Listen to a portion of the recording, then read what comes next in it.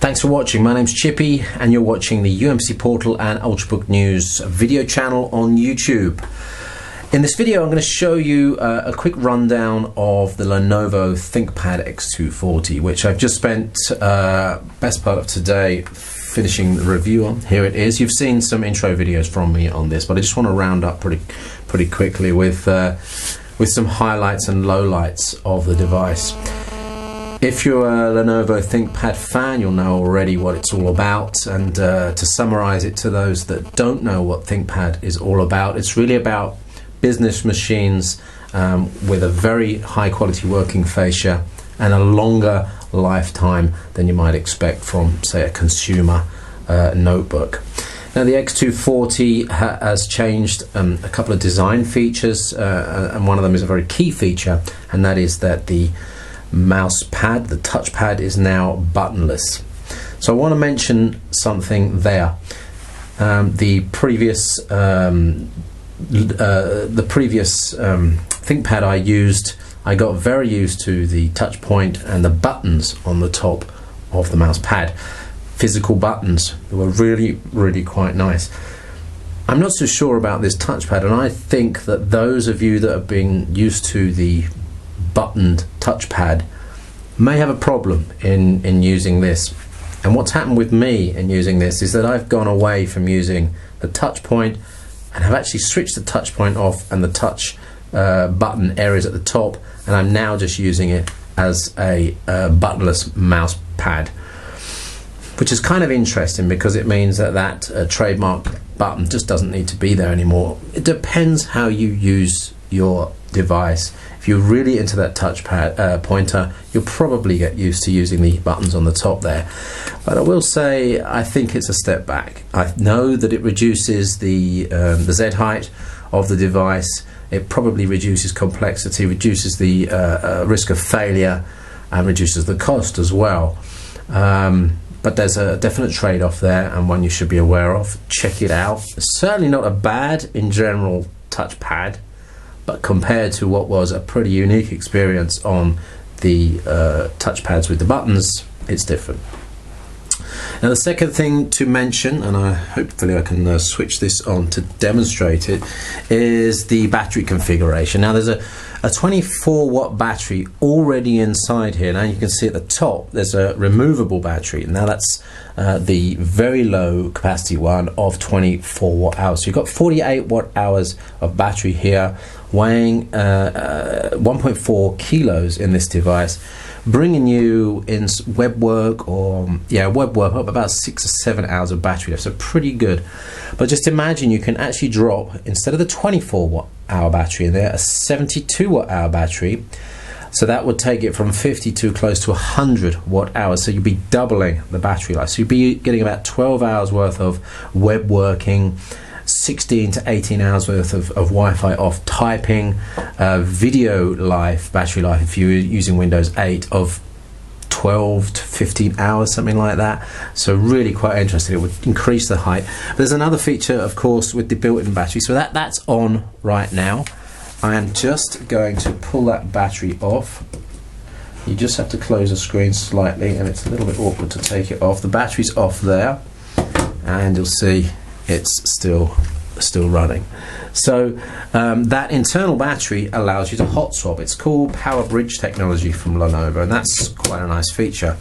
I also noticed that it seemed to charge fairly fast. I'm not sure whether it just charges one battery and then the next, but certainly one of the batteries seemed to charge fairly quickly. Right. Screen, we've got a 1366 by 768 matte screen IPS on here. There are some options. I think I would prefer to keep the 1366 by 768 on this, as it's a mobile device, so you're likely to be using it in airport lounges, maybe where there's a lot of light. So readability is really important. So you need IPS, you need bright backlight, which this has got. You also need bigger font sizes, especially if you think about sitting in a train or a plane where there's movement.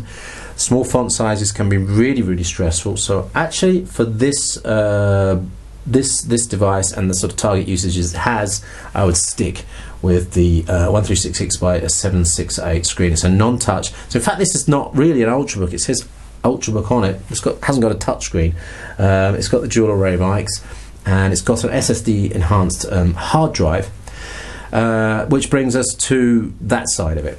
It is the hard drive that seems to make this feel a little bit slower, certainly in tests where the SSD part of it doesn't really improve those performance results. It does seem to be a bit slower. In normal use, I think the Express Cache SSD is helping. Certainly after a day or two's usage, you start to notice that some apps are starting up a lot faster. So think about that. There is a small amount of noise associated with that spinning drive. It sounds like a fan that's on at a very, very low rate, but you wouldn't hear it in a normal office environment. Which brings me to noise. Now, I'm not going to demonstrate it on this video. I think I'm going to put up a separate video on it. But there is a definite high-pitched whine to the built-in fan here. In normal use, so that is office use, I don't think you're going to hear it. In fact, most of the time it's going to be off. Certainly if you're just typing, it's going to be off. And even on low settings, you probably won't hear that. But it's when you get home to your home office and you sit down and you're working away and you're maybe doing some heavy spreadsheet work, editing some photos and doing something like that. And you're probably going to start to hear that fan. And there is a mode on here called Turbo Boost Plus mode. It's a Lenovo mode. And as far as I can tell, all it does is just push that fan up to high speed so that Intel Turbo Boost has a little bit more headroom. It keeps the temperatures lower, and you certainly can hear the fan there, and it is not a very nice sound. So those of you that are doing high-powered work in very quiet environments, beware. There is a pitch to the fan which is a little bit annoying. I think that's pretty much it to talk about on the X240, because in general then it's just typical ThinkPad of high quality. I really like the device. The size is nice and portable. The battery life is stunning. The ports are pretty good. You've got display port, you've got options for smart card reader, you've got the fingerprint reader, you've got options for vPro, there's TPM 1.2 in here, full size Ethernet, you've got 3G options, you've got the screen options, you've got CPU options, you've got memory options, you've got battery options. It's typical Lenovo, and as I look at the bottom, it reminds me that you've got the docking port as well, so there's docks available. So that is typical ThinkPad, lots of options. So what you're seeing reviewed here doesn't really apply to some of the higher end versions. That's it then for the X240. If you've got questions on it, I do have it for another couple of days. Don't hesitate to drop a question. Don't forget to subscribe somewhere down there and set it up so you get email notifications. And thanks to Lenovo for sending this over. Thanks to Lenovo also for sending over the, what have we got here? The Yoga 2 Pro, which is next up on review on ultrabooknews.com. But that will be a few weeks. We're just heading into Christmas period now. I've got a couple of days before I knock off for at least a week. So there may be one or two more videos going up in the next couple of days, but you probably won't see the review of this going up until maybe even the first week of 2014. But thanks to Lenovo for supplying. Was it Lenovo? No, it was Dell today that actually offered to send over the Venue 8 Pro. They've been very good as well. So speaking of the Venue 8 Pro, that should be turning up. I think it turned up yesterday, but I wasn't here and it got sent back, and the re-delivery didn't happen today. So maybe tomorrow a Dell Venue 8 Pro will turn up.